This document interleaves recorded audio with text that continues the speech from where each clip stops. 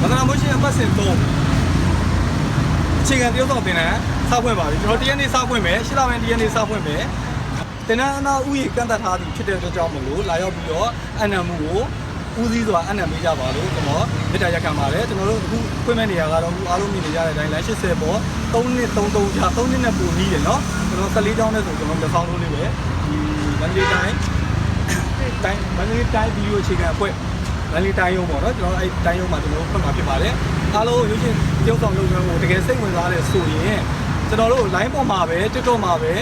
ကိုယ့်ဘောက်ကိုတာယာမနေပါနဲ့တကယ်ဒီပညာရက်ကိုစိတ်ဝင်စားတယ်တကယ်လုပ်ချင်တယ်တကယ်လေ့လာချင်တယ်ဆိုရင်ကျွန်တော်ဖိတ်ခေါ်ပါတယ်မင်္ဂလာမိုးရှင်နဲ့ဖက်တွဲပါလို့ဖိတ်ခေါ်ချင်ပါတယ်အားလုံးကျေးဇူးအများကြီးတင်ပါတယ်မင်္ဂလာမိုးရှင်အခြေခံရုပ်ဆောင်တင်ပတ်စဉ်ဆုံးတော့ကြိုးတော်ပါတယ်